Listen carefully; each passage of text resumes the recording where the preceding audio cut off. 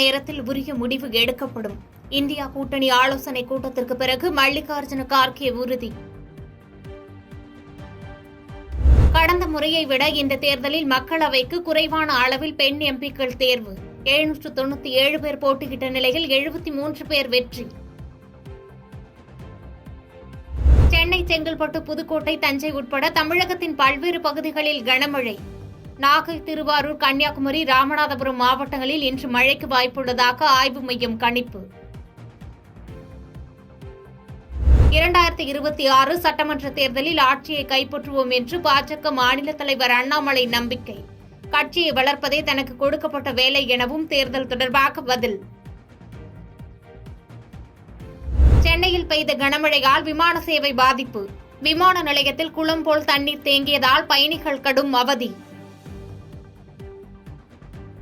காரைக்காலிலிருந்து மயிலாடுதுறைக்கு சொகுசு காரில் கடத்தி வரப்பட்ட 900 லிட்டர் மதுபான சாராயம் பறிமுதல். கடத்தி வந்த இருவரை மதுவிலக்கு போலீசார் கைது செய்து விசாரணை. கஞ்சா வைத்திருந்ததாக தொடரப்பட்ட வழக்கில் சவுக்கு சங்கருக்கு மேலும் 15 நாட்கள் நீதிமன்ற காவல். மதுரை சிறப்பு நீதிமன்றம் உத்தரவு.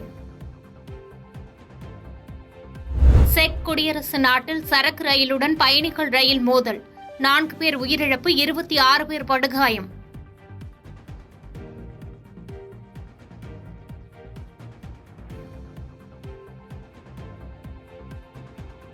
பாதகம் செய்பவரை கண்டால் நாம் பயங்கொள்ளலாகாது பாப்பா.